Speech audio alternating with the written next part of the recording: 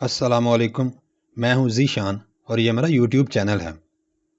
हमको अपनी student life में बहुत सारे इम्तहानात से वास्ता पड़ता है, क्योंकि हमारे इम्तहानात रिटन फॉर्म या लिखी हुई शक्ल में होते हैं। लिहाजा हमें पता होना चाहिए कि हमने किस तरह से पेपर को हैंडल या सॉल्व करना है ताकि हम अच्छे नंबर हासिल करें। हमारे अच्छे नंबर हमारे लिए जॉब हासिल करने का चांस बढ़ा देते हैं। कुछ स्टूडेंट्स की तैयारी तो बहुत अच्छी होती है, मगर वो पेपर में कुछ बातों का ख्याल नहीं करते और उनके ग्रेड्स बेहतर नहीं हो पाते। आज मैं आपको बताऊंगा कि आपने इम्तिहान में A+ के साथ नुमायां कामयाबी कैसे हासिल करनी है। ये बात मैं अपने तजुर्बे की बिना पर कह रहा हूँ, क्योंकि अल्हम्दुलिल्लाह मैंने MA इंग्लिश सालाना इम्तिहान 2017 में गुजरात यूनिवर्सिटी में अव्वल पोजीशन हासिल की और गोल्ड मेडल हासिल किया। तो आइए आज का वीडियो शुरू करते हैं। अगर आपने अभी तक मेरे चैनल को सब्सक्राइब नहीं किया तो अभी सब्सक्राइब कर लें और बेल आइकन को भी दबा दें ताकि नए वीडियोस के नोटिफिकेशंस आपको वक्त पर मिल सकें। बहुत शुक्रिया। नंबर 1, सबसे अहम बात पेपर में दिए गए वक्त की अच्छी तरह से तकसीम है। वक्त को सवालात के नंबर से तकसीम करें तो आपको अंदाज़ा हो जाएगा कि आपने एक सवाल को कितना वक्त देना है। किसी भी सूरत मुकर्ररा वक्त से ज़्यादा किसी सवाल के साथ चिमटे नहीं रहना। कई दफ़ा ऐसा होता है कि एक सवाल आपको बहुत अच्छा आता है और उसके जवाब में आप कुछ वक्त ज़्यादा ले लेते हैं। ऐसा करने से आपका आखिरी सवाल का वक्त बहुत कम रह जाता है, जिससे आपके नंबरों में नुमायां कमी हो जाती है और आपका A+ ग्रेड नहीं आता।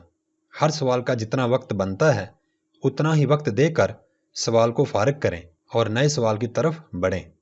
नंबर 2, मारूजी सवाल पहले हल करें। मारूजी में अच्छे नंबर एग्जामिनर के जहन में आपके पेपर का अच्छा तासुर कायम करने में मददगार होते हैं। वैसे भी मारूजी सवाल अमूमन लाजमी होता है और इसके लिए इम्तिहान के शुरू में ही वक्त दिया गया होता है। लिहाजा तमाम हदायत को गौर से पढ़कर मारूजी सवाल हल करना शुरू करें। नंबर 3, मारूजी सवाल के बाद अगर शॉर्ट क्वेश्चंस आंसर्स या मुख्तसर सवाल जवाब हैं तो पहले वो हल करें।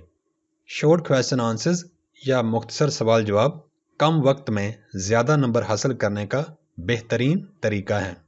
चौथी बात, मारूजी और शॉर्ट क्वेश्चन आंसर्स के बाद लॉन्ग सवालात के लिए आप अंदाज़ा लगाएं कि कौन सा सवाल सबसे आसान है और आपको अच्छी तरह से याद भी है। सबसे पहले आपने वही सवाल हल करना है। पांचवीं बात, सवाल के शुरू और आखिर को एग्जामिनर्स ज़रूर चेक करते हैं। लिहाजा आपने हर सवाल के जवाब के आगाज़ और इख्तिताम को बहुत अच्छी तरह से डील करना है। सवाल का जितना अच्छा आगाज़ और इख्तिताम करेंगे उतना ही ज़्यादा अच्छे आपके नंबर्स आएंगे।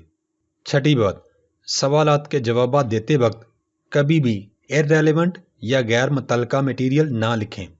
गैर ज़रूरी बात लिखने का ना तो कोई फ़ायदा होता है और ना ही आपको कोई इजाफी नंबर मिलता है, बल्कि इससे आप अपना इंतहाई कीमती वक्त ज़ाया कर रहे होते हैं और ये चीज़ एग्ज़ामिनर के जहन पर भी कोई अच्छा तासुर नहीं छोड़ती। सातवीं बात, किसी भी सवाल का जवाब मुबहम नहीं होना चाहिए। जो भी बात आप लिख रहे हैं उसकी तशरीह करें कि आप क्यों लिख रहे हैं। आपका जवाब चाहे मुख्तसर हो मगर जामे, रेलेवेंट और वाज़े होना चाहिए। आठवीं बात, पेपर में आपकी लिखाई अगर पढ़ी जाने के काबिल है तो घबराने वाली कोई बात नहीं। अपनी लिखाई को खूबसूरत बनाने के लिए गैर ज़रूरी कोशिश करके मुश्किल में ना पड़ें। याद रखें कि बोर्ड्स और यूनिवर्सिटीज़ के पेपर्स में लिखाई के नंबर नहीं होते, बल्कि जो कुछ आप लिखते हैं उसके नंबर होते हैं। नंबर 9, पेपर में स्केल लेकर हाशिया जात लगाने में बेजा वक्त ज़ाया हरगज़ ना करें। आपका इम्तिहान का एक एक सेकंड कीमती होता है। मैंने कभी भी पेपर्स में हाशिया जात नहीं लगाए, फिर भी अच्छे नंबर लेता रहा। हाशिया जात ना भी लगे हों तो पेपर में कोई भी आपके नंबर नहीं काटेगा, बेफिक्र रहें। नंबर 10, कुछ स्टूडेंट्स पेपर में बड़े बड़े अल्फाज लिखते हैं ताकि अजाफी शीट्स लगाई जाएं या फिर एग्जामिनर समझे कि जवाब की लंबाई ज़्यादा है। याद रखिए, एग्जामिनर्स तजुर्बाकार होते हैं।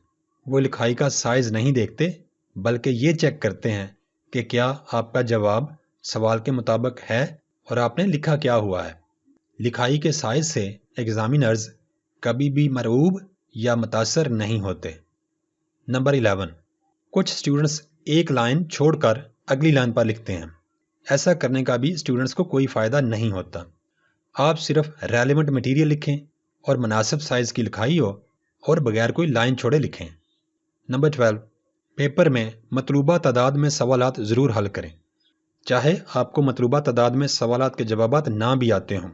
فرض کریں کہ آپ کو کسی پیپر میں ٹوٹل 5 سوالات کے جوابات دینے تھے اور آپ کو صرف 4 سوالات کے جوابات آتے ہیں، تو 5واں سوال ضرور کر کے آئیں، کبھی بھی چھوڑنا نہیں۔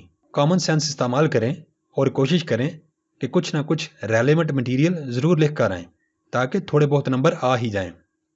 اگر آپ ایسا نہیں کرتے تو آپ کو ایک سوال کے نمبر بالکل نہیں ملیں گے اور آپ کا A+ یا اچھا گریڈ نہیں آئے گا۔ پیپر میں دیے گئے وقت سے پہلے کبھی بھی کمرہ امتحان سے باہر نہ آئیں، بلکہ باقی وقت کو اپنا لکھا ہوا پڑھنے میں صرف کریں اور غلطیاں ڈھونڈنے کی کوشش کریں تاکہ جب آپ کا حل شدہ پیپر ایگزامینر کے پاس پہنچے تو اسے کم سے کم غلطیاں ملیں۔ پیپر میں ہمیشہ پانی کی بوتل لے کر جائیں اور تھوڑے تھوڑے وقفے کے بعد چھوٹے چھوٹے گھونٹ میں پانی پیتے رہیں۔ اس سے آپ ذہنی طور پر پرسکون رہتے ہیں۔ پیپر میں اپنے ذہن کو ہمیشہ پرسکون رکھیں، گھبرائیں مت۔